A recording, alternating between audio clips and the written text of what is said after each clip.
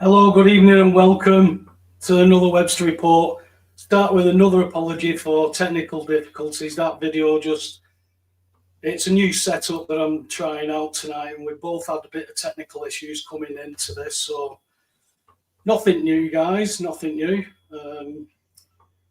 It's a bit difficult to see how to start off this week. Alex hasn't been able to catch up with any stuff because he's not been so good, so we're only going to do an hour tonight, an hour or so, depending on if Taylor comes on. But I think we're only just going to do round about 9 o'clock, and we're going to look to wrap up. But Alex, we might as well at least start off with the bombings in Nigeria.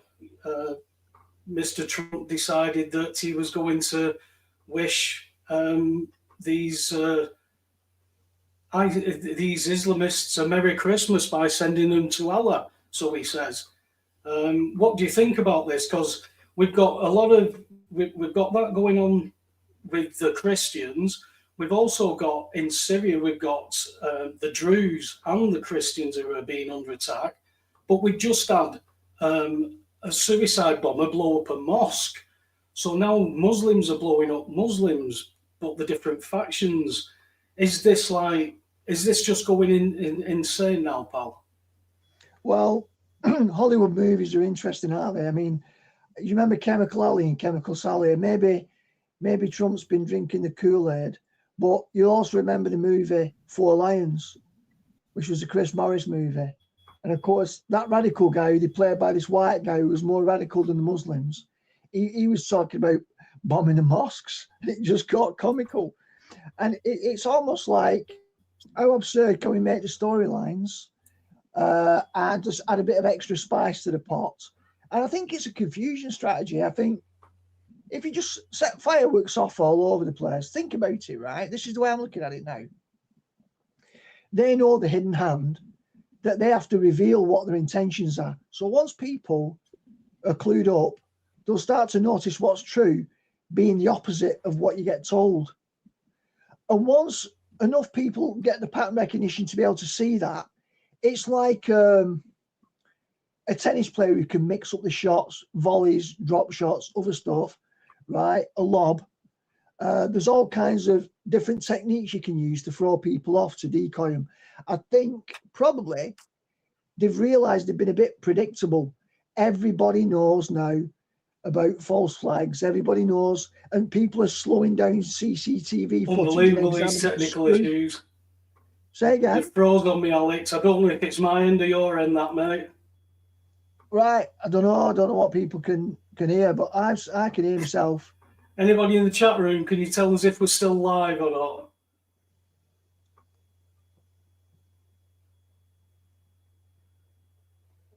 Oh dear.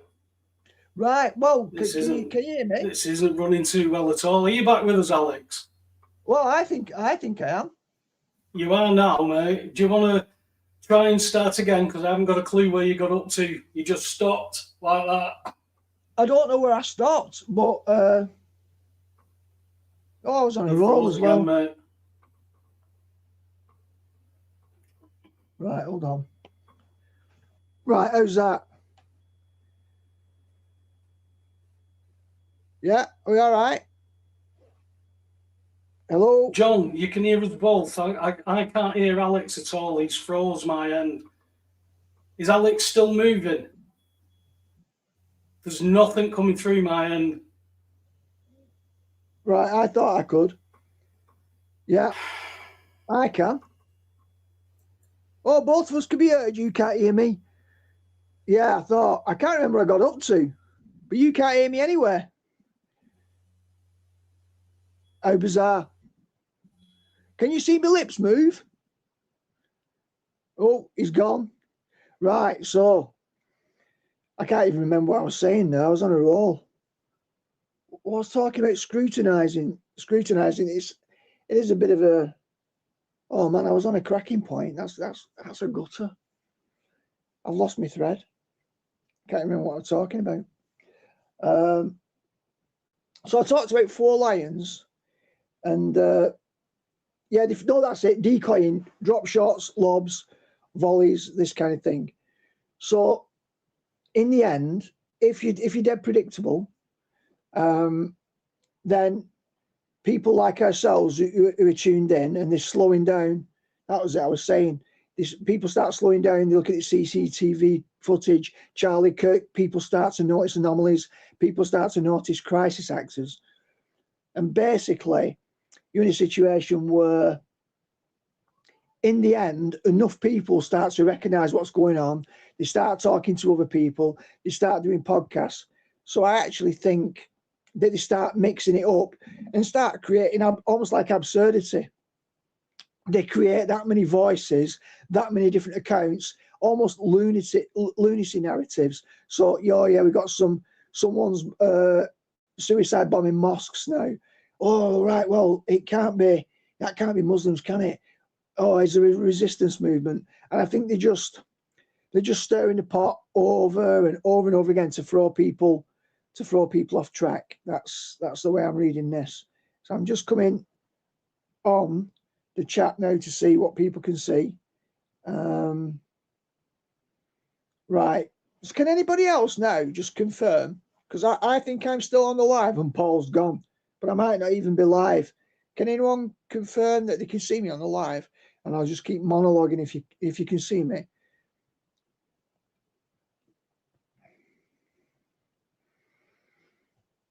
The last thing you want to be doing is having a conversation with yourself, thinking you're making sense. Still live, thank you, on a plane. Right, yeah. So, Luke, well, what I'm going to do, I'm going to try and keep the chat on so people can feed back to me on the chat, so I can't really see myself on the screen. So I hope everyone's had I mean, obviously, you know what we think about Christmas in terms of it being like a kind of a pagan corruption of Christianity. So when I say this, I'm not saying we wish you a Merry Christmas and start singing carols. It's not a pro-Christmas message, obviously, but obviously people have been relaxing, doing the thing, hopefully enjoying the break, the holiday season, time with the kids. And I suppose that for all the drawbacks with the representation of Christmas, maybe Jesus has been lost from Christmas and people, it's consumerism takes over with whether it's Valentine's Day, Mother's Day, Father's Day, Pets Day, whatever it is, it's all revenue generation. So we know that a lot of our best cultural traditions have been corrupted. They've sold out to consumerism. But I think one of the questions is, how are we going to retain any value in these traditions? Like, everybody likes going on holiday if you're working the 9 to 5. So I think we're looking at normative life for most people. Most people that we see are on a treadmill, living the 9 to 5 maybe, or doing shifts, living for the weekend, as I've said many times in the past, living for 2 or 3 holidays a year. But the question is, how are we going to keep the best of our traditions going without becoming corrupted by our traditions? Most people that we talk about every week, they've been taken captive by what you might call consensus reality. And they're all on this treadmill, they're all on this hamster wheel. And, you guys tune in every week, and whether you've got Christian values or not, or a spirituality or not, or values in truth or not, you've still got to live your life. Every day you've got to get up, and if you're not retired, then you've got to put a shift in of some description to put bread on the table. And as we know, our dreaded friend, Uncle Keith Starmer, I like calling him Keith, not Keir, he's doing his best to destroy this country. So I don't know, guys, what you're currently at. And in fact, it'd be interesting to hear some feedback in the chat about what you think the solutions might be. And I don't mean just in terms of truth, because we all know what's going on, but it's altogether different matter trying to put it right. So if anyone's got any thoughts on that, because obviously I'm just monologuing and it's really hard. It's like a stand-up comedian. Can you imagine stand-up comedians there and he can't even see the audience? So he doesn't know if anyone can hear him. And he's trying to say stuff and make his act funny, and he's getting no feedback. But yeah, I suppose that's a question I'd like to ask people in the chat. If you've not got a spirituality or faith, something that gives you strength, how do you not get depressed in terms of, say, it's just about the truth of the state of the world? How do you not get depressed by how much power the powerful have? And of course, you've got, you know, Taylor might be on later, and well, hopefully if Paul gets back, because I can't authorise Taylor coming on if Paul doesn't come back, if we've lost him for good.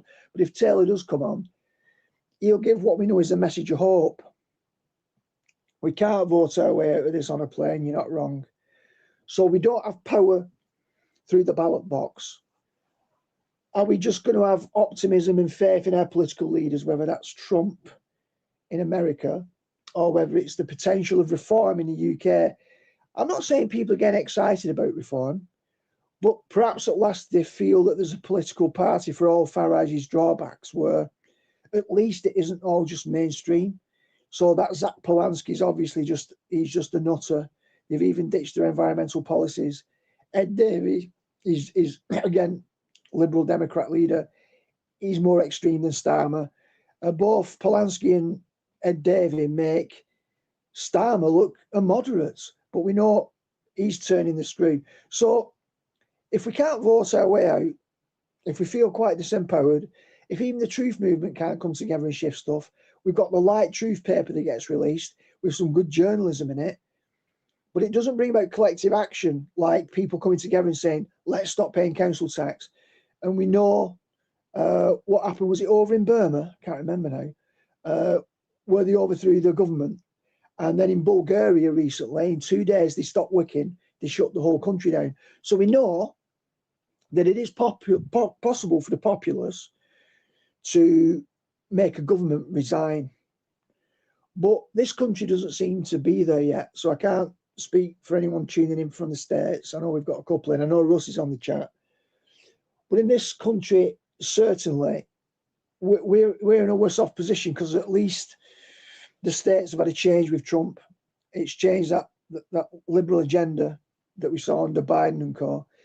We're still trying to fight that. Labour trying to cancel even these local elections next year on the grounds that they're, redrawing the boundaries on all these local councils. So I'm really quite interested to see what people think about what we can do. If you've not got a faith perspective, so Christians might say we can preach the gospel, we can start to become more authentic in the ways that we do that. We can hope for some kind of spiritual revival. Others might believe that Q's account of Trump, that he is going to come in and sort everything out. But the question remains, we tune in every week and we watch the show, we come together, we have a natter on the chat. But if we don't even feel we can challenge our council tax bill in commercial jurisdiction, as Paul often says, if we don't feel we can use things like the Light Truth paper to come together to organise, then how is this spontaneously going to happen? So I think that's a question I want to ask people. And of course, hey up, on a plane, nice one. Oh, WEBSTER's rebooting. So hopefully I've held the fort a little bit. I'm not sure if Paul's been able to see what I've been saying while he's been trying to sort out the tech gremlins, but on a plane saying politicians are all compromised, don't waste your time voting. In America, the Congress put Israel first. Problems same as in the UK. Yeah, I think the problems in the UK are worse, simply because Starmer is a nightmare. I can imagine it being worse under the Greens or the Liberal Democrats. But generally, I'd say it's worse over here. And we know there's going to be some economic problems at some point. So, yeah, I'm certainly fascinated on this question of how do people come together, organise.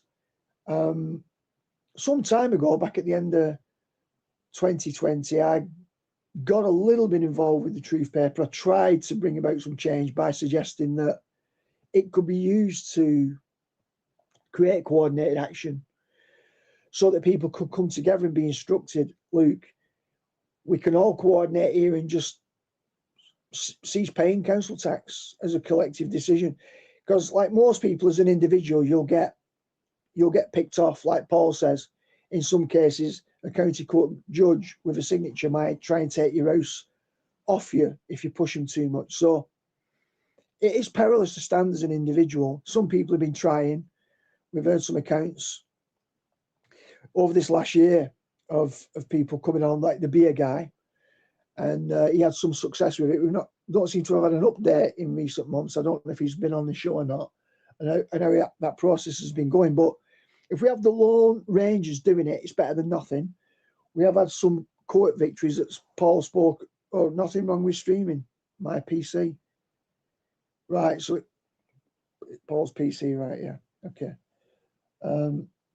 So yeah, it's hard to know, I think, overall what we should do, but we need to have some sort of plan of attack. How can people come together? You see, I'll just speak from a personal point of view. I went to a gathering the other day with cherished friends.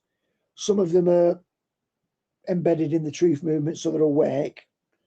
Some have just got some spirituality, others are Christians of various traditions. But the one thing that we've got in common is, despite the superficial differences, we've all got this type of authenticity. We've all had hard-won, should we say, gains by individuating in a way that these Carl Jung videos that Paul's been starting with, even though today we couldn't really hear the content because of streaming issues. Jung talks about individuation and dealing with the shadow, processing your unconscious material. It's like about being real, being authentic, because, you know, when I go to these gatherings, might be a few times a year, they're a bit like parties. There's different types of people in there. They've definitely got stuff in common around truth and integrity, not necessarily the same spirituality, but it feels like what a church should be. Like, so sometimes people go to churches or to other religious institutions where they've got similar shared beliefs, and they've got some sort of solidarity, but maybe they meet once or twice a week max.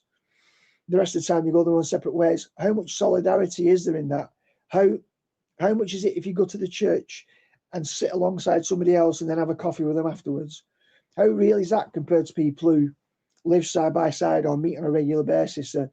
The early church in the book of Acts, it was a house church movement. Everyone came together. They lived side by side. They built strong communities of faith. We live in an individualistic Western culture where a lot of the time people drive 5 or 10 miles just to get to a church building. So how do we organize together in communities? And because Christianity is different to, say, Islam, and sometimes we have this, debate about the Quran and say, well, from a Christian perspective, its theology doesn't add up. Muslims as a culture and as a community, they come together and they often live in same localities, and they have a lot of shared culture and family tradition that they preserve very zealously so that their identity remains very strong. The church has not done the same. It's been compromised and captured by Western culture. So everyone has become individualistic, which means the bonds between people are a lot weaker, and that plays into the hands of government.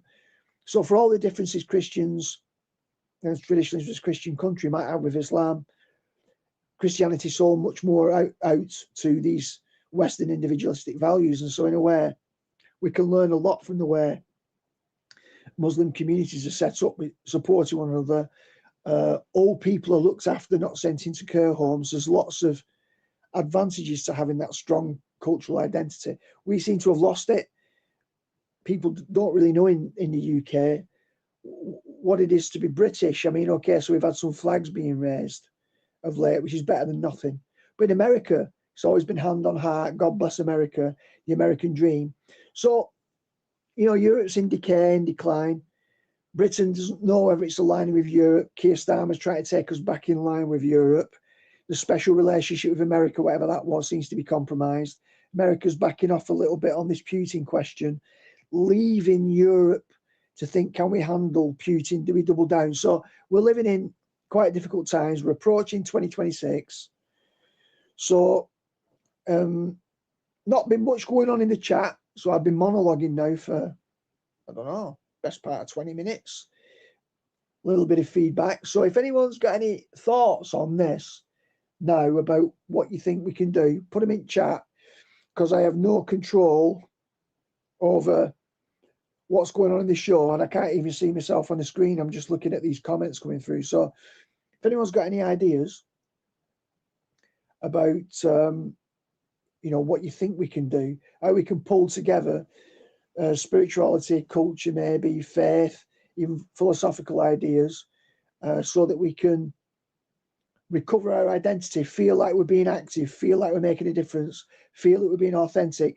Like I say, these gatherings, and I have some cherished and valued people in my life, and I've worked hard to set up that sort of set of connections with people, and it feels like a bit, to me anyway, like a church the way a church should be. So can anyone confirm at least whether I'm still live? Because I'm wondering now if I'm just talking to thin air. Are we fixed? Am I still coming through? And I don't know where Paul is. He's definitely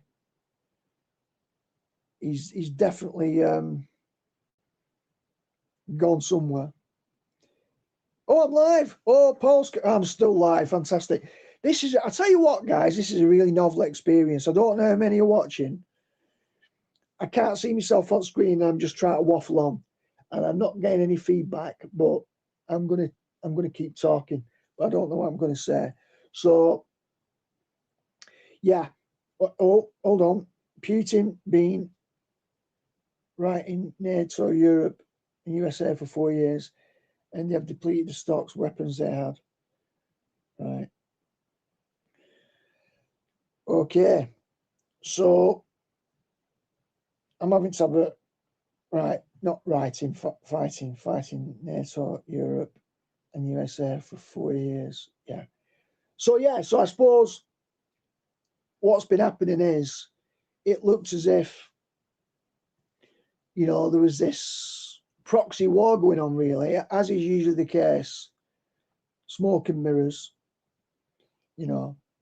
So it looks like one thing, we portray Putin as the aggressor, and some people say he is the aggressor. I personally think it's kind of 6 of one and half a dozen of the other. But again, it's the same old playbook, isn't it? It's like they did it with Saddam, they did it with Hitler. Oh, he's invading another country, but there's provocation behind the scenes. So we know whatever picture we get, there are bad faith actors out there, and then you get controlled opposition.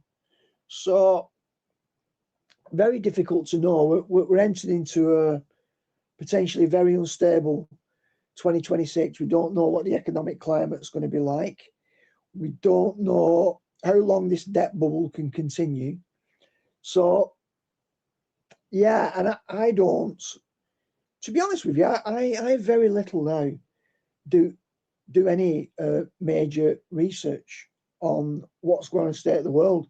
Paul does a lot more than I do, and I try and rely on little bits that I've seen here and there come through on my feed. I like to be uncontaminated by it, but I've still got some views on it. And for a long time, I was really interested in how we could build communities of resistance. And I kind of wonder now whether we're even past that time. And while it can be a bit of a cop-out to say, let's pray, let's trust in God, that's important for Christian believers, to trust in God and to pray. But what can we do? What can we actually do? We're still coming back to the same question. I'm coming up to a situation here now in my own life, in my personal life, where somebody who I thought was a friend for 22 years recently didn't conduct himself very honourably, and has created a compromise situation for myself with rental of a property. And what that means is I'll have council tax liability under commercial jurisdiction to pay 100% council tax while having lost rent, and pay 75% council tax on my own property. So very quickly, that's going to become a bit of an economic problem. So, you know, from my perspective, I'm thinking, do I challenge you know, is it time for me now to step up and start challenging the council and how to do it? You know, because if you just go in and protest and say, well, you know, this is too financially crippling, and I can't afford this, or do I start attacking the jurisdiction? And I was having a chat with Paul earlier in the week. We met up on Christmas Day, and he said, just be aware, you had some challenges lately and you didn't really feel you had the strength to fight those battles you didn't want to do. You'd be taking on the system, and beware they could take your house off you. So there's always that concern that you've got, that they will penalise you when you've isolated yourself if you don't have that solidarity. So I have some big decisions to make, and I suppose this year each one of us is going to feel the squeeze more and more. Food prices aren't slowing down. I eat out more often now than I prepare food. It's getting cheaper in many ways. I can go to Wetherspoons for breakfast for £3. I can go to a brewer's fair and get a main meal between 12 and 6 Monday to Friday for £5. You know, I got a Chinese tonight that 2 people can share adequately for £9. That's £4.50 a person. So you can eat out anywhere between £3 and £5 a meal now, and it's okay. So there are ways of working around some of the impacts of inflation, but you've got to have a specific skill set to do so. But people are going to feel the pinch more and more. Did I hear a voice? Hey up. I thought I could hear something. Is Paul back on? I've been sat here watching for ages. You've been watching, I've been sat here for a while. Yeah, I were interrupting your flow, mate. I couldn't see because I had to have comments up just in case anyone said out. Thanks to Honor Plane and your good self, Paul, for you know, confirming that you could hear me. It's a really interesting experience talking to a screen where you can't even see yourself, and you don't. And looking at it, I'm thinking, don't you think though it's a bit like the echo chamber that we're living in? Hello, is there anybody out there? Is there anybody out there? Can anybody hear me? That's a bit of a metaphor for how it's going in life. Don't you think, Paul? Yeah, it's what many people do. Many people sit on Facebook Live and they're watching, they're waiting for people to join, but then maybe only 1 or 2 do, and then 1 drops off, and all of a sudden you virtually are just talking to yourself. But somehow it gets out there, you know. I mean, some of the stuff, Alex, we're getting comments on stuff, and I'm not getting notified of them. The notifications, the shadow banning on these channels are just unreal. I was in the middle of a debate with somebody, and I'm not getting any notifications of it now. So I think with the technical issues that we have on this show as well, for you to be able to sit there and monologue and just, you know, pull things out your backside, just basically because, you know, I've had this set up for 3 hours, mate. 2 or 3 hours. Come here, just about to start, and that's when it starts playing up. I think this setup's going to be better in the long run, but you're going to have to iron a few kinks out. Like I said, hopefully, I know you've not been so well, but hopefully get on a bit earlier and we can get these sorted rather than trying to do it all online. Even if it's like an hour and then we can go off. But I don't think even that'll fix it, mate. But going back to the council tax, whether you're umming and ahhing whether you should make a stand, it is something very personal. But you've got to know what they're going to throw at you. It's all they're going to send you everywhere. You know, you can. They're going to send you to the Rates Act, the 67 Rates Act, the 1888, and everything's going to be commercial. But the one thing that I feel that you've got to get is that property is registered as potentially commercial. Something's got to be done about that. Something's got to be done about that to take that jurisdiction away. It's no point arguing about contracts and things like that. That's what they're standing under. If we don't rebut it, they're just going to stand under it. Yeah, exactly. But you have got you know that the charge and liability orders can't be done. They can't do anything with it. You know, I see a lot of people in the groups, you know, that, oh, I've not paid council tax for 15 years. Oh, and people say, well, how have you done that? Well, just ignore all the paperwork. Just don't answer them, don't write to them, don't contact them. So it's not that they're getting remedy, they're just being left. So, you know, when we went after it, we wanted to stop council tax.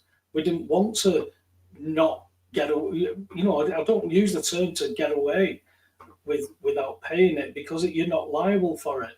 But we were trying to nail that hat on, to make sure that it wasn't, that everybody knew that nobody was liable unless they were actually running a business, or it was part of a business, holding business stuff.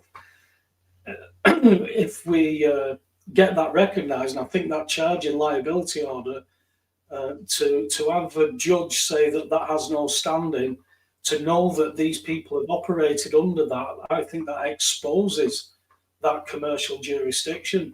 And I think there's going to be a lot of joy from that. We've just got to be lasered. We've got to get laser focused and not this shotgun blast. Yeah, man. Yeah, absolutely. Yeah, but we had a good catch up on Christmas Day, didn't we, Paul?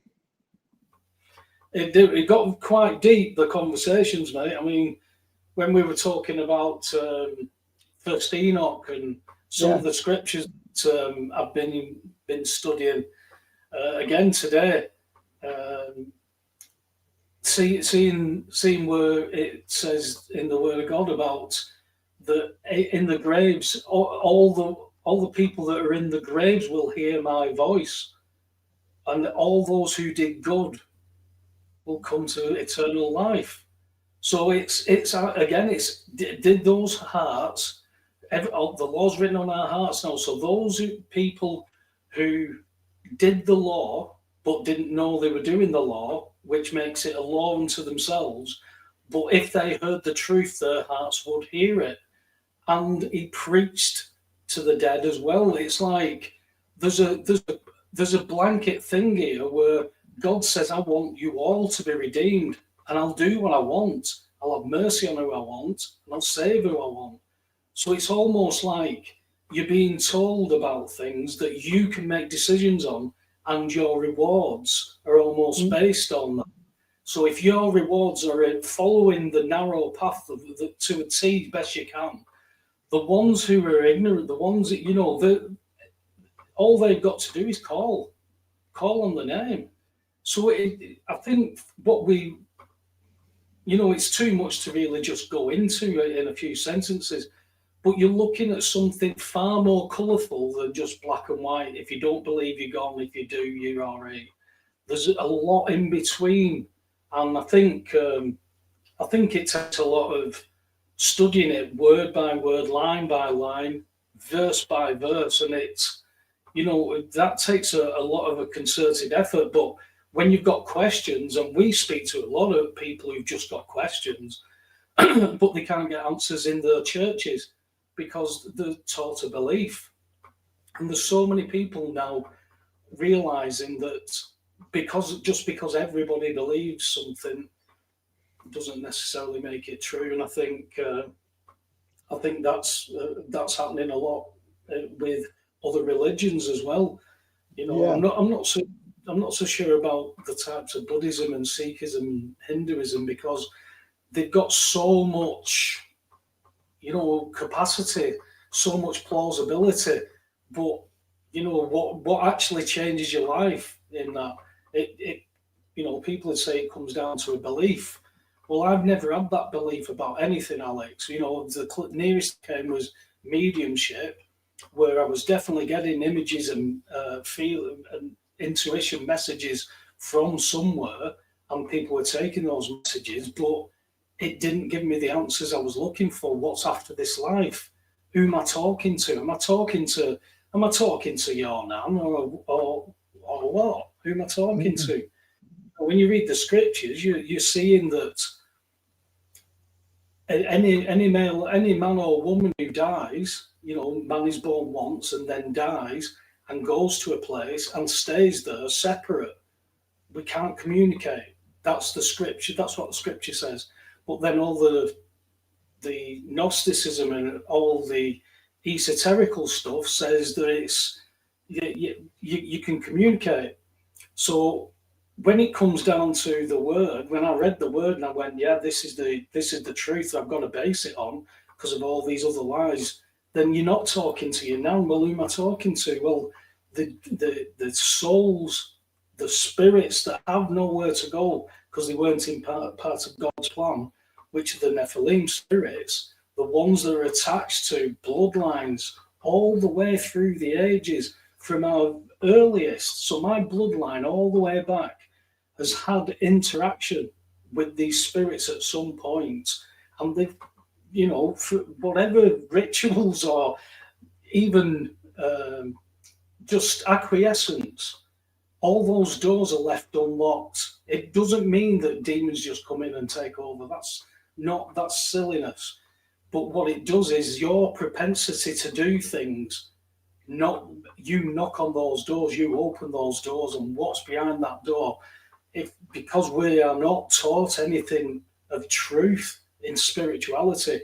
I mean, you said it quite a few times, Alex, that the Western side, we forgot all about the spiritual. In the Eastern, it's still quite well known about demons and spirits and things like that. But over here, it's all gobbledygook. It's all science and things like that, and it's really not. And I'm seeing that matrix start to break down for other people now. The questioning so much, but the questioning stuff that we were questioning 20 years ago, and we already have those answers. So the people who are questioning what we questioned 20 years ago have got so many people's answers.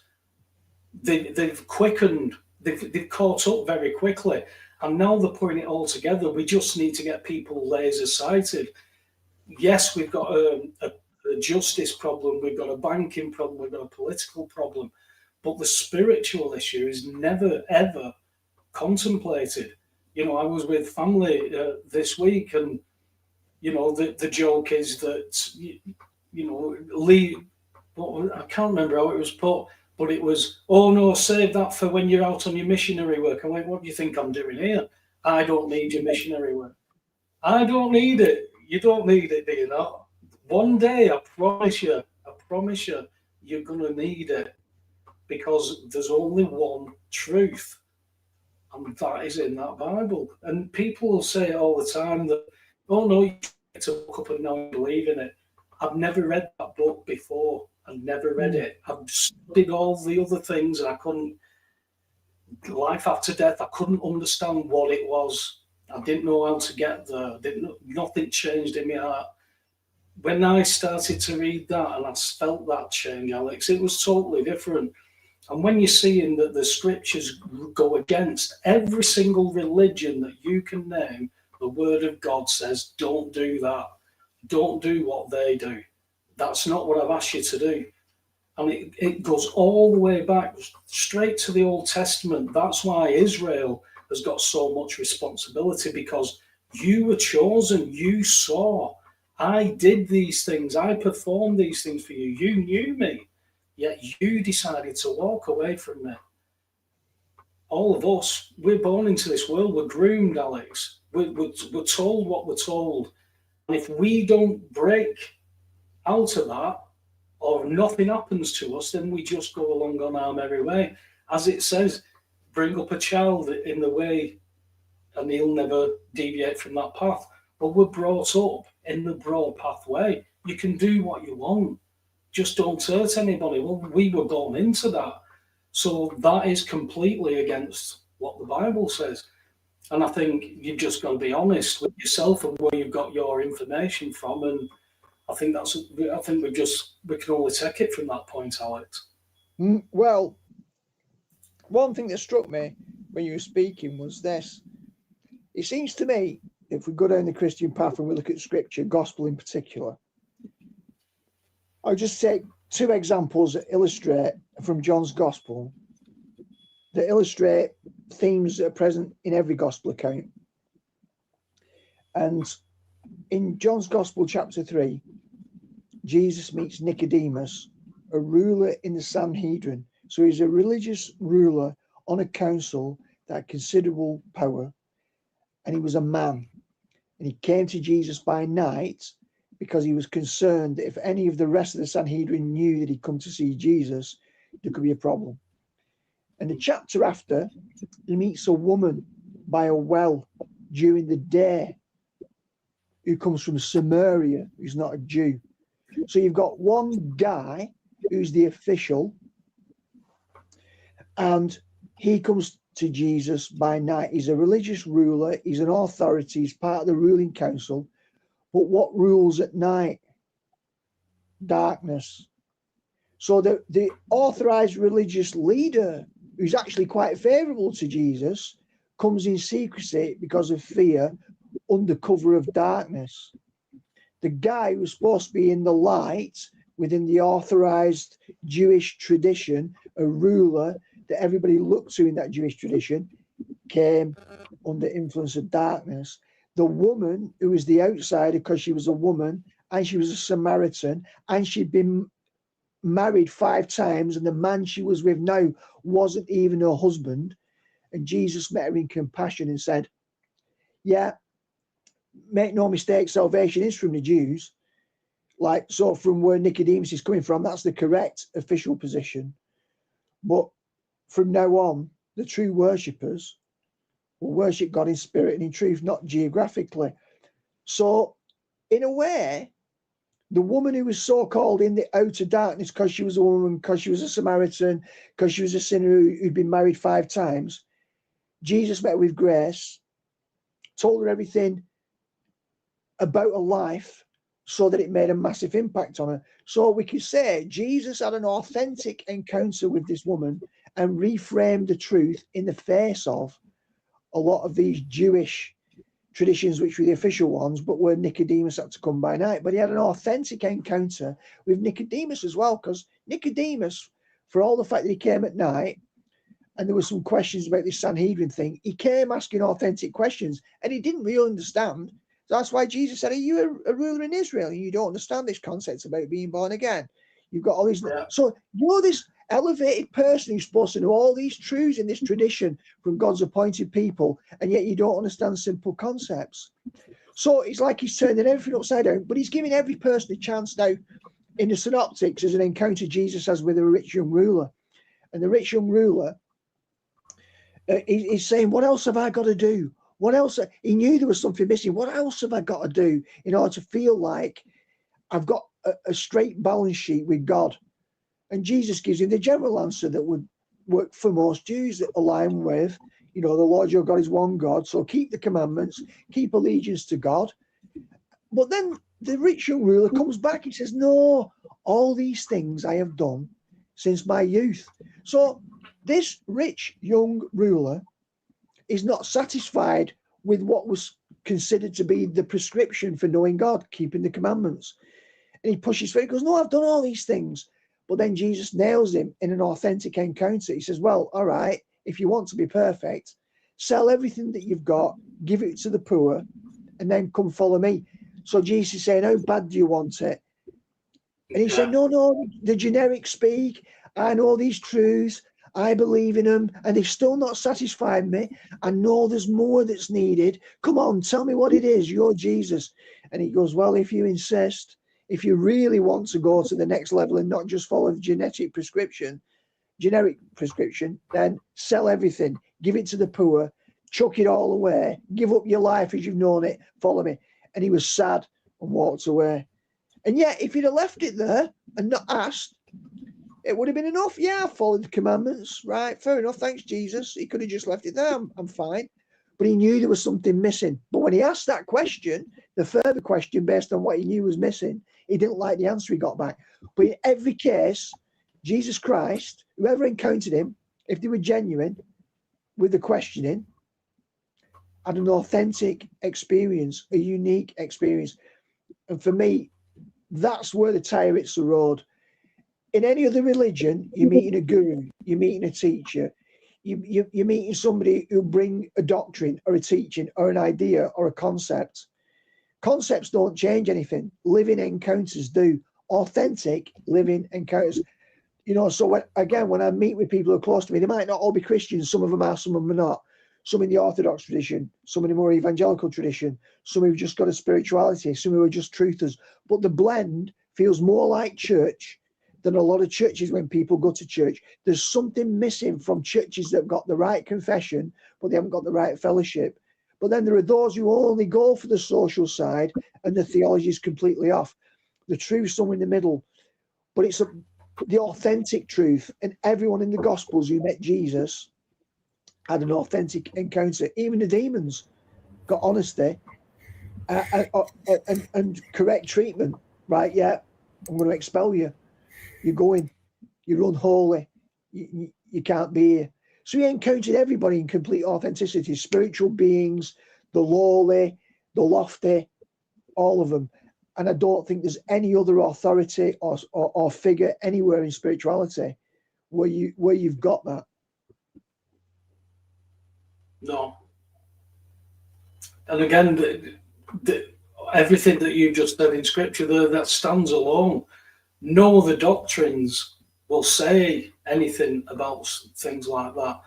You know, if you go to Islam, when they talk about stuff like that, they talk about it as if the demons would be cast out by just all the prophets. They stay away from that deity thing, and that is why it's so unusual, because you've got the Jews who you were talking about, the ones who rejected Jesus. They want to be saved by the law, which they can't be. And this is why Jesus is saying to Nicodemus, are you a scholar of these and you don't even know the scriptures? You can't understand this. They didn't see who Jesus was, or if they did, they were that wicked, Alex, that they decided that they could beat him, you know, whether they knew who it was or not.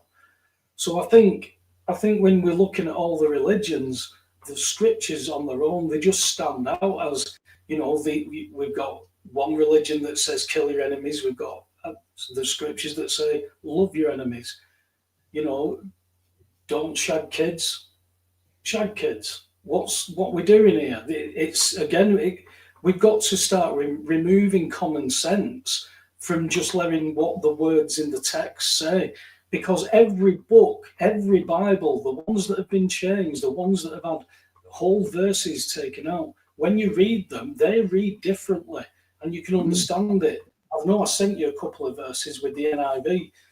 Just those subtle changes mean that people can miss something. And I can't live like that. You know, we were on Christmas Day, we were talking about, you know, putting the Christ back in Christmas. And I said, I personally find it hard to read the scriptures, to understand where those traditions and those rituals come from, and then with Mithras, Dionysus, and then the festival of Bacchus, which is just orgiastic festivities, what the Romans go up to with all the other gods. Let's put Jesus in there and celebrate his birthday on a day that it's not his birthday. But it doesn't matter. We just celebrate that he was born. Yeah. Why don't we celebrate it on God's holy days for anything like that? Why don't we do Pentecost? Why don't we do trumpets? Why don't we do tabernacles? Why don't we do Passover? Oh, and we're all Jews. That's for the Jews. It's not. If you read the text, it's not. These are God's holy days. We don't know exactly when they are. We see Passover move, don't we? Within 3 weeks of itself sometimes on the calendars. But we're not like even commanded to not even look for his birthday, never mind celebrate it, but for his birth, to what he came to do. That's what we're meant to celebrate. The birthday itself, though, if we're going off John and Elizabeth, so Elizabeth, John's mum, she's 6 months pregnant when Mary visits, and Mary stays with her till John's born. So that's going to be 6 months at the least later. So it's got to be September or before, depending on if Mary went and visited straight after conception and then stayed. So it still takes it away from the 25th. So for people who want to celebrate a birthday on the 25th, then all of a sudden it doesn't matter that he wasn't born then, it's just what they do. Well, that's how these things get diluted from my experience when we see churches. Well, there's no pre-trib rapture in this. Yeah, but that's what we believe, so that's what we teach. And then you have pastors who'll say, but what does it matter anyway? We all believe in Jesus. You just said the demons believed and had those interactions with Jesus. So it's believing and following. You know, what can I do? Follow me. It's not easy to let go of what you like in this world, because not most of what we do, Alex, doesn't seem bad at all, because we're born into a corrupt world. So if the corrupt world, if the best thing if you get through a day and you don't kill anybody, wow, that's a great day. Look at that, we've not killed anybody. Well, is that our standards? Is that where we set the bar? Because the bar has come down and down and down and down and down and down now. But where do we go with this? Yeah, exactly. Where do we go? Well, it's a tough one. It really is. I think all we can do is make. Well, what do we do on Christmas Day? Why do we meet on Christmas Day? Logistics. But we had a good time. That had nothing to do with Christmas Day. We made a silk purse out of a sow's ear. We met up. It was fellowship. It galvanizes you.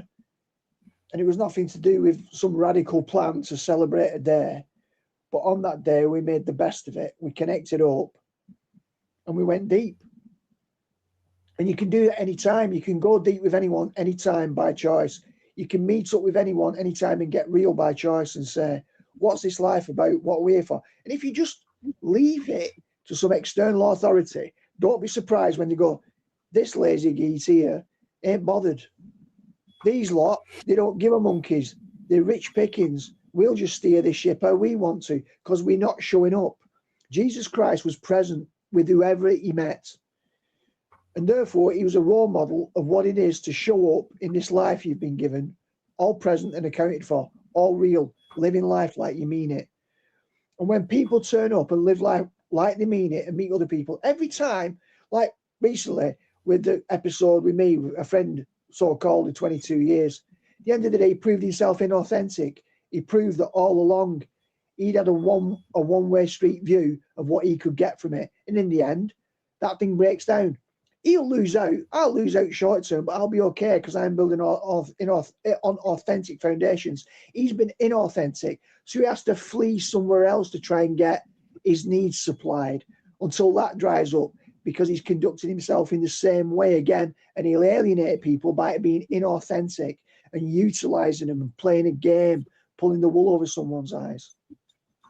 And when you do that, typically, you have to keep moving around, keep drawing supply from people and not giving back while pretending that you are.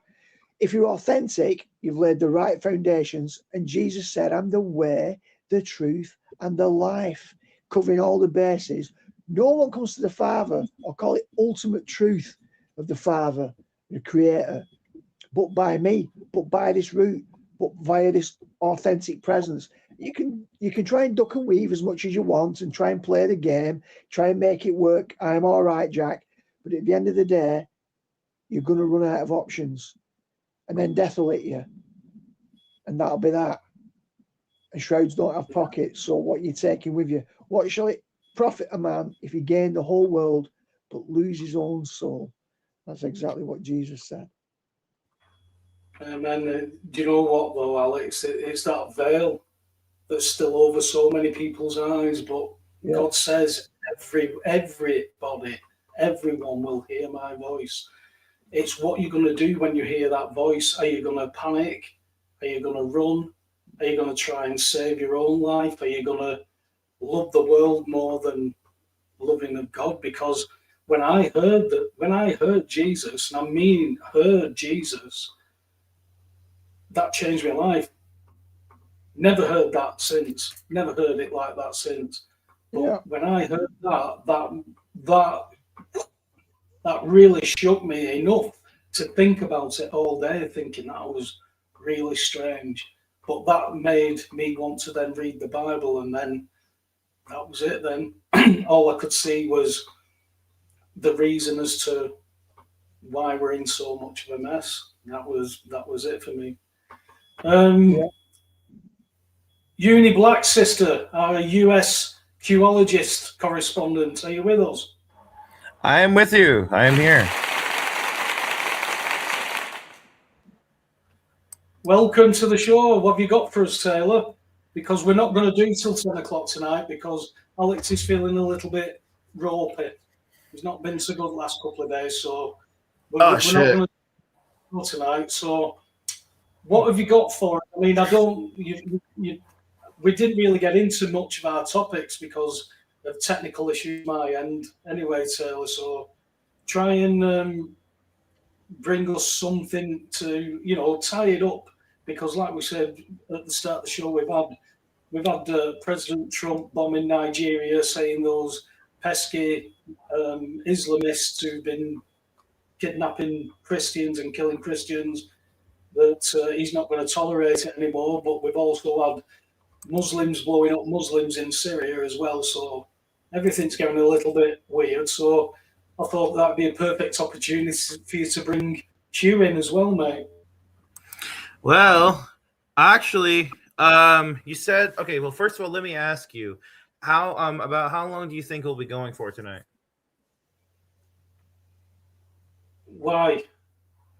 Because I want to show something, but I don't. But if it'll take too long, then obviously, I don't think Alex won't make past 9:30.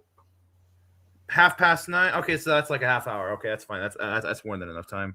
Well, okay. Yeah, but we have to be off by then, like gone. That's fine. That's fine.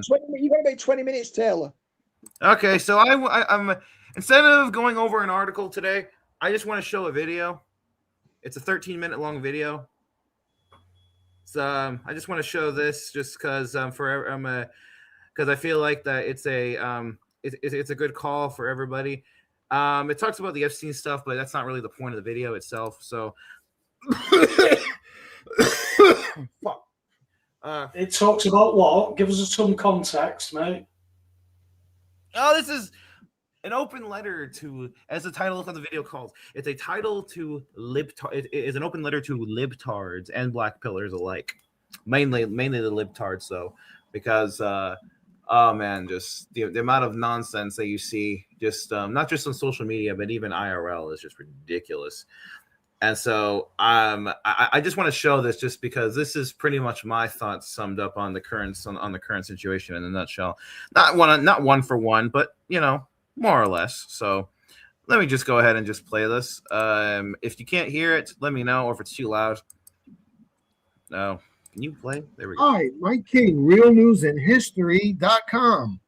And I'd like to read to you today an open letter to libtards concerning the Epstein files. It continues to amaze me how easily these people have been duped and sucked in and still can't see what's happening, but they will know soon enough. And by the way, I just want to mention, when he says Epstein files, he really just means just in just the current geopolitical and spiritual situation in general. So just take it more of in a broader context. But you see these people online and how smug and arrogant they are. They truly are convinced that Trump is going down as a result of the Epstein files. And we all know that's not going to be the case, don't we? But let me read this open letter to libtards, and I hope you'll enjoy it as well. And make sure you hit the thumbs up button, the like button, you share this video, and please follow me on Rumble. Do the same for Webby's stream, by the way. Everyone hit that thumbs up, hit that share, hit that subscribe button, baby. Oh, and by the way, ignore that ass clown scumbag or bot, whoever it is that keeps posting in the comments, selling Nasara, Jasara, quantum financial stuff, pretending to be me. They do this to all of the podcasters. That's not me. I don't sell nothing except my books. Okay. And of course, I advertise my sponsor, freedomlawschool.org. The links are in the description. They will show you how to get out of paying the income tax legally and safely. Check out the free information, freedomlawschool.org/KING. That's more of your alley, Webby. Now, let me read my open letter to libtards, and I guess this could also include the diehard black pill addicts who continue to say that there's no such thing as a Q operation. Trump is in the Epstein files. They're just so negative, pessimistic. So this applies to them as well. But dear libtards, after slumming through the hate-filled Twitter X accounts of more than a few of you, it is evident that most of the deranged dolts of libtardia have been taking headlines such as those recently featured in the New York Times at face value. By the way, the New York Times is under control of the Q operation. So they're promoting this idea that Trump is hiding something with the Epstein files. After dismissing and mocking Pizzagate and Epstein Island as right-wing conspiracy theories for years, you're now all salivating over the prospect of Donald Trump being exposed as a child rapist. In your simple reactionary minds, you ask, why else would Trump and Attorney General Bondi continue to obstruct the full release of the Epstein files? Have you all forgotten already that it was Trump who finally shut down Epstein Island and had its main principals arrested in the first place? I hate to break it to you, libtards, but Troll Master Trump deliberately enticed you all into thinking he is hiding something. This tactic insulates him from the charge that the Epstein files are his way of destroying his enemy liberal elites with false information. In actuality, as you all shall realize soon enough, the damning data contained in the files will, in due time and in drip-drip fashion, thoroughly destroy the likes of Obama, Hillary, Oprah, Tom Hanks, and whole boatloads of your Marxist favorites from the interlocking worlds of politics, entertainment, media, and academia. You have been lured in and are about to be sucker punched in your stupid, egg-splattered faces. And the best part is, you asked for it. Perhaps you all missed what Christine Pelosi, the daughter of former House Speaker Nancy Pelosi, carelessly, or perhaps not so carelessly, posted on Twitter in 2019, on the very day that Jeffrey Epstein was arrested by Trump's FBI. Quote, this Epstein case is horrific, and the young women deserve justice. It is quite likely that some of our favorites are implicated, but we must follow the facts and let the chips fall where they may, whether on Republicans or Democrats. Understand this, Donald Trump will not be implicated. He is the one who ended this evil Mossad black pill operation, you dumbass libtards. Come on now, don't you think the Biden administration, make believe as it was, but that's another story you're not ready for, would have leaked any damaging evidence on Trump in order to derail his 2024 campaign? Think logically. Let's look at some pictures here. Here's Christine Pelosi again in 2019. She posted that many of our favorites are going to be going down. You know, if they had dirt on Trump, don't you think the so-called Biden administration would have took him out with it? No, these are the people that are going down. Obama and Hillary, already arrested and quite possibly executed. So what you're going to see is a replay. Laugh all you want, but Trump's not going down. These people are. There it is, the troll master Trump. And he's already now boasting about the fact that the files are going to take down Democrats, not him. It's so obvious. You keep laughing. I continue with my open letter. Being the soulless and godless creatures that libtards are, you people, in spite of whatever other forms of intelligence and so-called education that you may possess, are generally very lacking in intuitive intelligence. Add to that the fact that you've allowed the powerful emotion of hatred to cloud whatever little judgment skills you may have. And you've ended up stepping right into the mother of all bear traps by screaming the loudest for full disclosure of the Epstein files. Hatred and hubris will prove to be your fatal mistakes. And the man who set that trap was the one you ridiculed as dumb for so many years, which is precisely what Trump wanted you to think.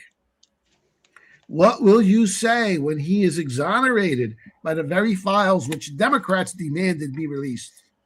By the way, and this may be too advanced for you libtards, but these Democrats, quote unquote, are actually under the control of the same secret military operation which recruited Trump to front for the Q operation.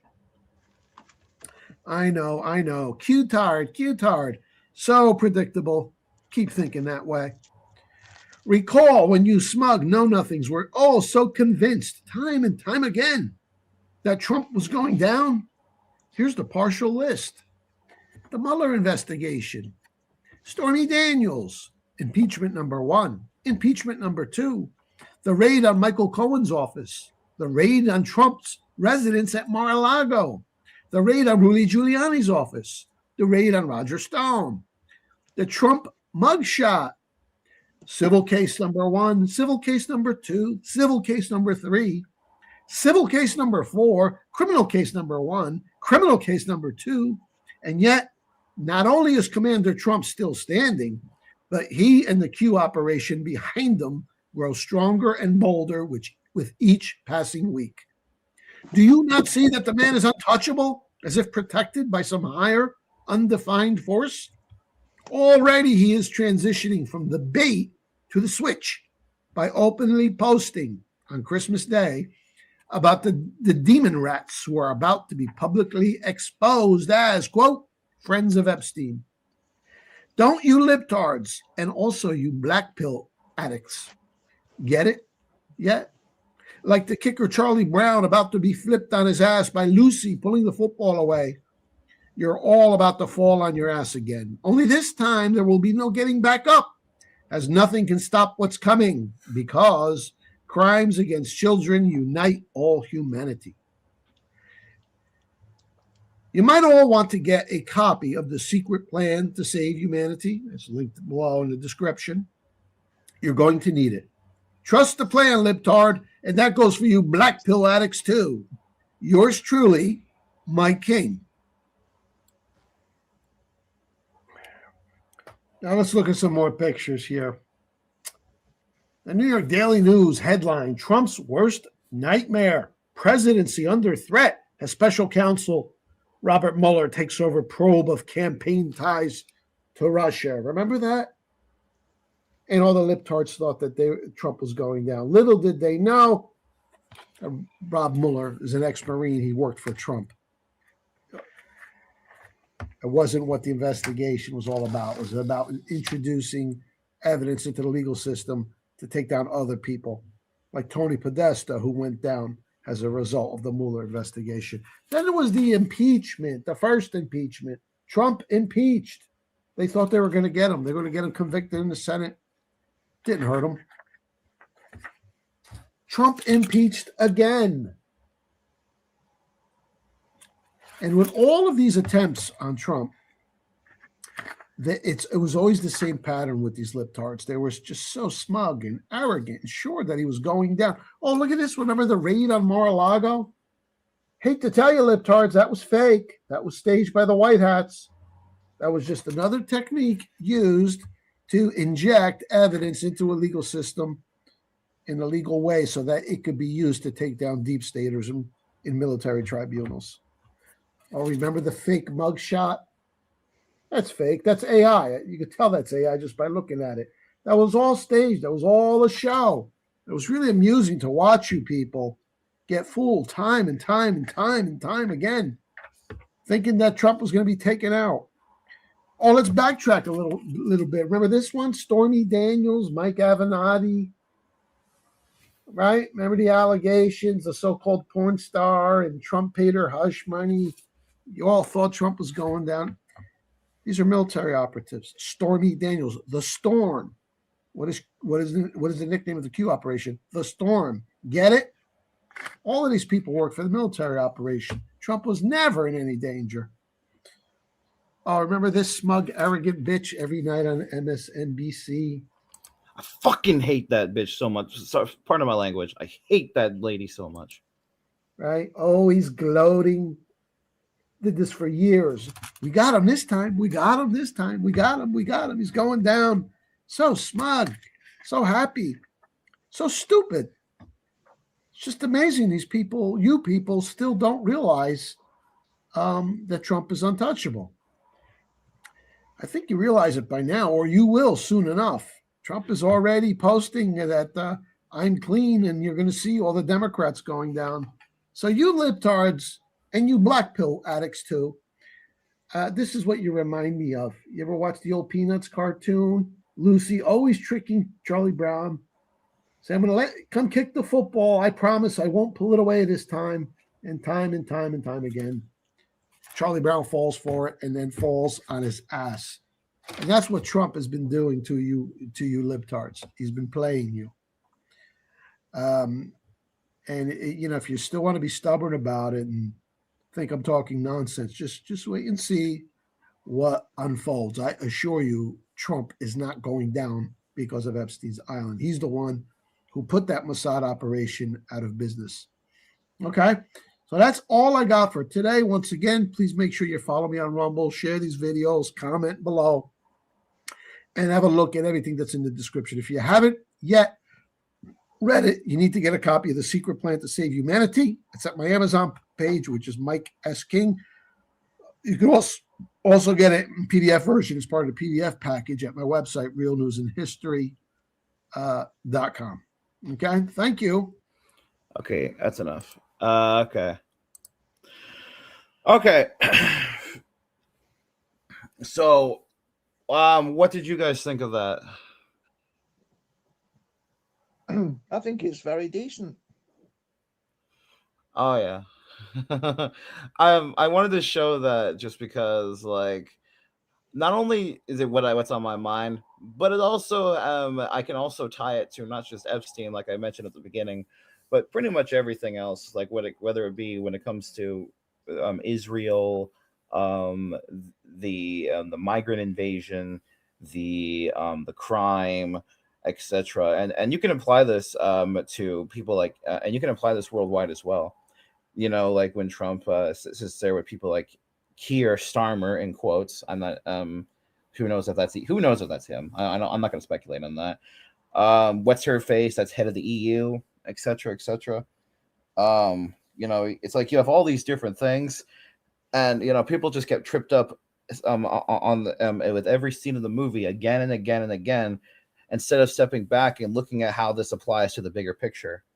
So I just wanted to show that as just like an example to teach people, don't look at these events in isolation. Look at these all in the proper context, because context is everything. And then you should be able to get a much better grasp on what reasons we have for each event that's going on.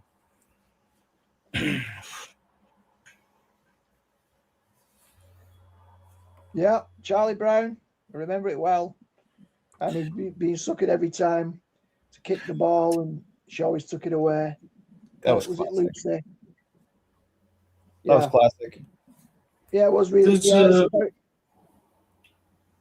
Can you hear me? Yeah, we hear you. Yeah. I got booted off again. You mentioned about Richard Ashmore earlier. He did tag me in a message that he posted, and the message was "All in the club, tell Taylor," and tagged me in it. And he's posted this, Taylor. I don't know if you want to respond to it. Trump wired more than $1 billion to Epstein in 4,725 transfers. So would you say that that was part of the setup? Okay, well, first of all, when did this take? When did this take place? No, mate, I don't know. I'm asking you to answer what he said. I don't know. Well, I don't know. Just answer what he said. Well, if he said that, I just want to say that I would want more information and more details on this so-called fact first, before giving any detailed comment. But because people love to just link Trump to Epstein ridiculously. But regardless of that fact, like I said, I want more context. So, let's put it like that. To be fair, I haven't looked into it either. I mean, obviously we've seen him with Epstein a lot of times over the years, but then they have, it could all just be part of the same plan as like what you're saying. If there is wire transfers of money like that, would it be then that Trump had done that to make it part of this plan? It's getting really complicated, Taylor, because It is. we've got to accept a lot of things. And I know you keep saying that they're doing it so they're going to expose everything because people can't be told it. Well, I can be told it, but I'm seeing it just getting dirtier and dirtier and muddier and murkier and murkier. And yet when I go and look from a greater height down on this, they do all still seem to be, poking each other's holes, still the same. So it was just an interesting comment that he made, and I thought, well, if it's true, is it going to be still part of this plan? Because bombing Nigeria, if this is all part of this worldwide plan, then we are involved in it somewhere, and yet we're being told that we now need to get ready to, from 18 to possibly 60-year-old, go to the front line to fight Russia, which is another narrative that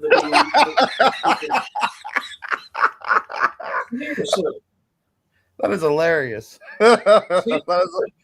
That's in the mainstream media now, that they want our kids to go to the front line to fight against Russia. Oh, they're doing a good job at pissing people off, man. That's why I keep saying this is a worldwide operation. That's why I'm saying it's a worldwide operation. What part of that operation is being played out here? Well, first of all, let me just say this. Q did say, I forget which post it is, so I apologize, but he did say, or they said, I think it was a team, they said that the closer we get to the end of this movie, the crazier it's going to get, and to keep your thoughts and your soul in check. So basically, meaning like don't get too absorbed into what you see happening on the news or seemingly around the world.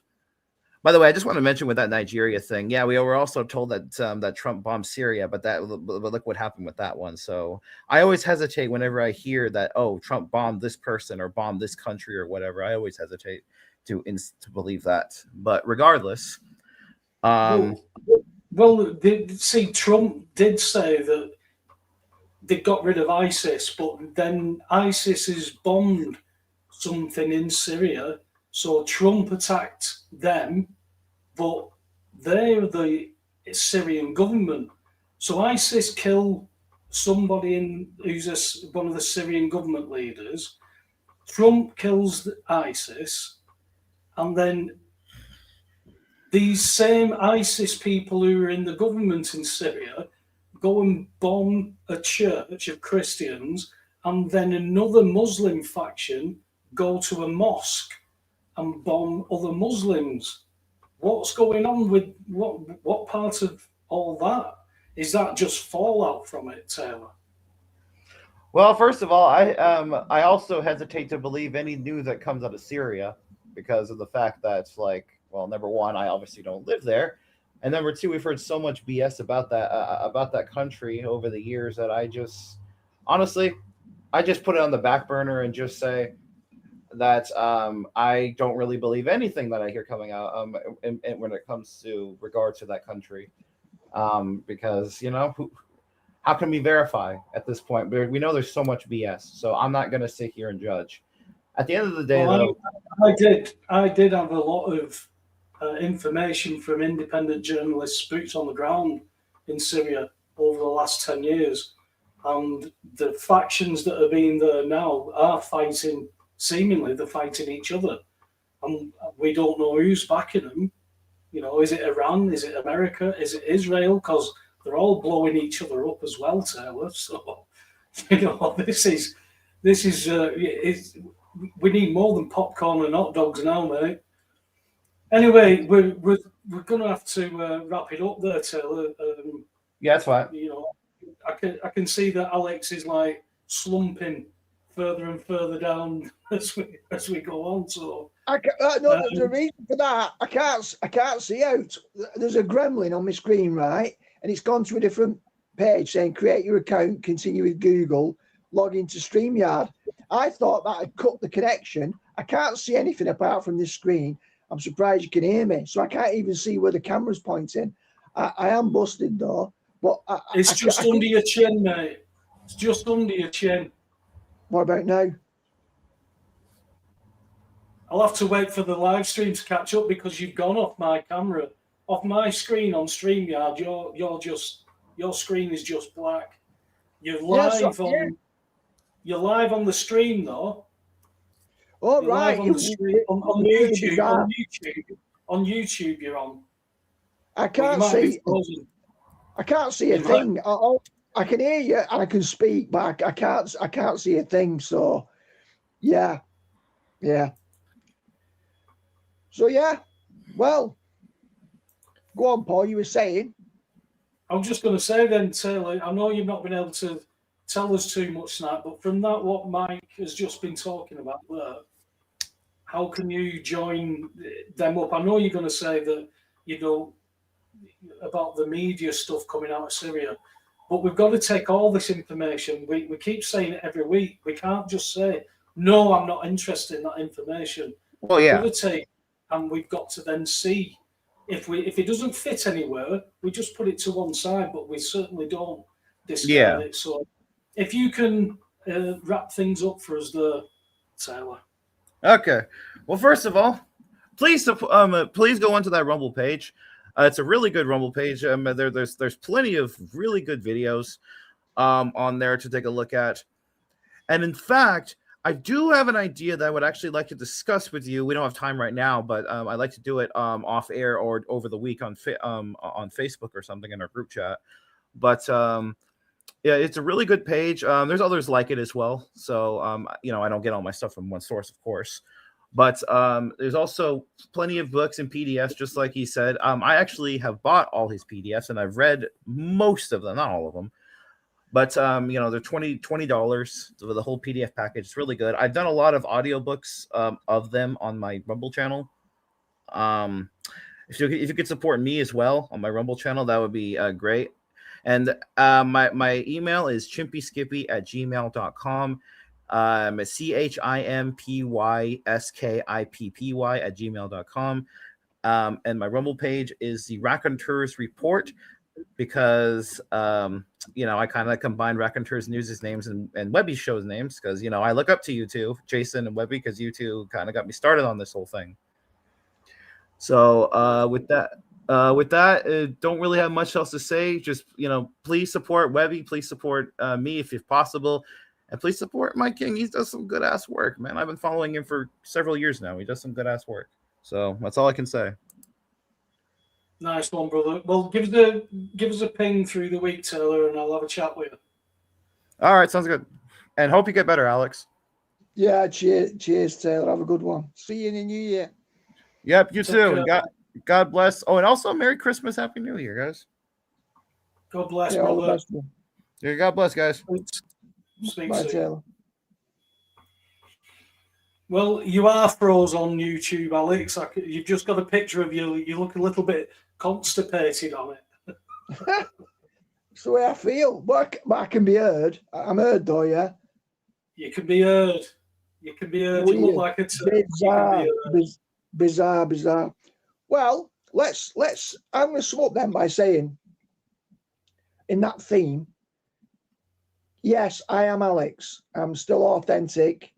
Like I said about Jesus showing up authentic, but sometimes something jams the signal, something gets in the way. But whatever got in the way this time has only been able to block out the image, but I'm still able to communicate. So there's all kinds of operations going on, spiritual, natural, strategic from human operators.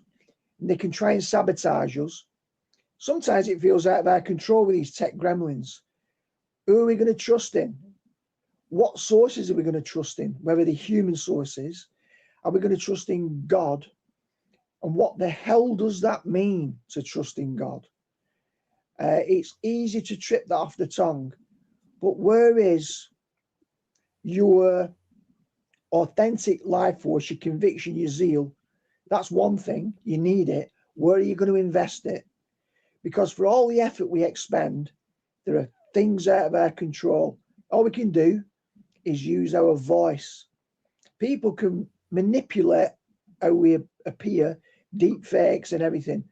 All we've got is our voice to express who we are. And God sees the heart from our perspective, from the Judeo-Christian perspective. Man looketh upon the outward appearance.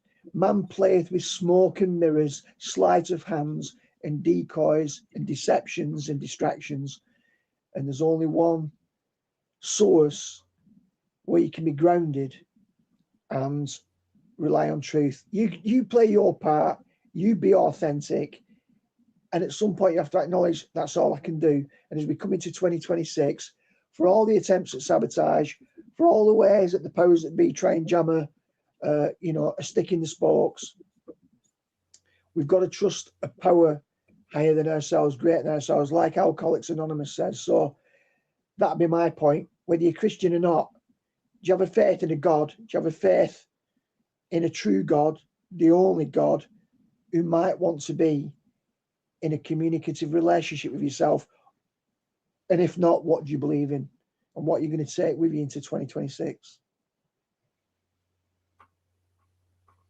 Well, that's the question. I think, personally, from my own experience, but from many people who I know, family and friends, I don't think there's any of them that aren't going to be unhappy to see the back of 2025, mate. I think when we get through this period into January, I think once we get through February and March, get midway through March coming up to April, I think we could see a quickening of things by then, because we've got this Gregorian calendar that gives us the month of December as being the 12th month when Dec is 10. So we've got a lot of things that have confused us since birth. Our parents were confused. We were born confused. If we don't bother asking those questions and don't use that critical thinking that some of us are blessed with, then we're never going to break that. And unfortunately, we've got generations now who don't know how to do that, because the education system, especially we were talking about mathematics and just basics, subtraction, where they were using this method of writing it out, and what does it matter as long as you've got the right answer? Why do you need to do it that way? Well, you're being taught what to think and not how to think. My brain's always thought, well, you've got to go da da da da da da. Oh, well, I just want to go duh. Can I not go just duh? Well, you could, but what about all this? Da, da, da, da, da? Do I need to know about that? For just that, if we discussed it about, do I need to know how the internal combustion engine works to just turn the car on and drive it? No, I don't. So if it's a stipulation of driving, then it's going to make it difficult for a lot of people. You use the equation about if we judge a fish and its ability to climb a tree. We're not getting things right.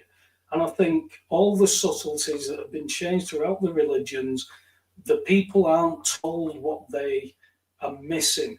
and that is that you have no choice of being born into this world, that you will go with this world unless you take the one way out. There's only Yeah. one way, and it's dead easy. All you've got to do is read it and accept it. If you think you've got loads of time or you don't need to know that, then there's no point any of us keep talking to you about it. You know, if I can't tell you that this fallen world needed a remedy, and we can't do it, and that's what the scriptures say, so God did it. Just believe it. Again, forget all these dots, Alex. Is that the simplicity? God did it because no man can, and no man can boast, because you've got to believe in God. Jesus, God in flesh, you've got to believe that he did that. If you don't, then you're with the world. And, you know, it's not that you're going to be punished or sent anywhere. You've chosen to not bother looking. The whole point to this world, Alex, is to find the way out and not go with it. And I think, you know, I think there's a lot of people asking those questions. So, you know, we'll take it day by day. I'd like to thank everybody who's been in the chat. I've been in and out like a blue ass fly because of these tech issues that we've had. I was happy that Alex could monologue and drag us through the first half hour. Again, he's not feeling very well, so rather than drone on and drag the show on, we'll end it for tonight and come back hopefully fully fit in the new Gregorian year next. Again, thanks in the chat room. Anybody who's made it through to the end of the live, thank you. And all those who are watching it after the fact, if you've made it this far, we'd like you to wish you all the best for the new year that starts in March, April. But we just want you to think, guys, think about what's going on and not think there's a remedy with a man. Because I think if we start thinking there's remedy with man, then we just forget about everything else. And that's exactly what all the religions do, is take you away from the true remedy. Yeah. Night, God bless, guys. See you next week, God willing. Night, guys. Bye.